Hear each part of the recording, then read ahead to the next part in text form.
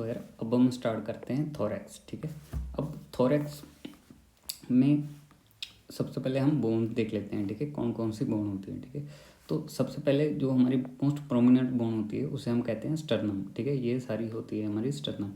और स्टर्नम के भी 3 पार्ट्स होते हैं। ठीक है, एक तो इसकी बॉडी आ गई, एक इसका हेड आ गया जिसे हम मनुप्रियम भी कह देते हैं, और एक टेल आ गई जिसे हम जिफॉइड प्रोसेस कह देते हैं। ठीक है, तो ये तीनों चीज़ें मिलकर हमारा स्टर्नम बनाती हैं। ठीक है, तो स्टर्नम हमारी हम ऐसे फील भी कर सकते हैं। ठीक है, ये इतना सारा एरिया हमारा स्टर्नम का होता है। ठीक है, और स्टर्नम के साथ हमारे जुड़े होते हैं रिब्स। ठीक है, अब रिब्स भी तीन प्रकार के होते हैं, ट्रू रिब, फॉल्स रिब और फ्लोटिंग रिब्स। ठीक है, तो जो ट्रू रिब्स होंगे, ठीक है, वो तो एक तो इसका रिब्स का टोटल नंबर होता है 12। ठीक है, 1 से लेकर 12 तक।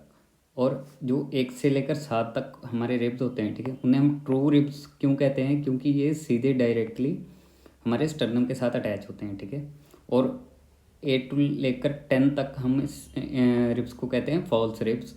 अब इन्हें फॉल्स क्यों कहते हैं, क्योंकि ये सीधे स्टर्नम की जगह ना जुड़कर ये 7th रिब के साथ अटैच होते हैं। ठीक है, जैसे हमें इस डायग्राम में दिख रहा है। ठीक है, ये सारे 7th रिब के साथ जुड़कर अटैच हो रहे हैं। ठीक है, तो इसलिए इन्हें फॉल्स रिब्स कह देते हैं। ठीक है, और जो हमारे 11th और 12th रिब हैं, ठीक है, वो स्टर्नम के साथ अटैच, किसी के साथ अटैच नहीं होते।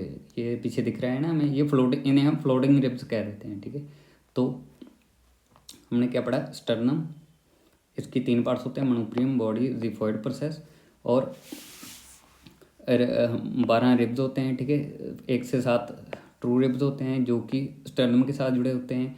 8 से लेकर 10 तक हमारे पास फॉल्स रिब्स होते हैं क्योंकि ये 7th रिब के साथ जुड़े होते हैं सीधे स्टर्नम की बजाय।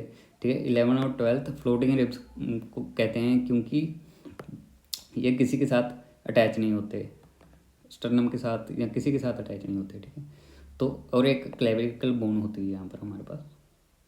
ठीक है, जिसे हम कॉलर बोन भी कह देते हैं। ठीक है, और जो अगर हम पोस्टीरियर साइड में देखें, ठीक है, तो हमारे पास थोरेसिक वर्टिब्रा होता है। ठीक है, तो T1 to T12 12 thoracic vertebra होते हैं। ठीक है, और उनके साथ पोस्टीरियरली क्या जुड़ा होता है, हमारे अगर हम देखें हमारे रिब्स जुड़े होते हैं। ठीक है, पोस्टीरियर साइड में, तो पोस्टीरियर साइड में हमारे थोरेसिक वर्टिब्रा होता है, आगे जाकर वो हमारे स्टर्नम के साथ जुड़े होते हैं। ठीक है,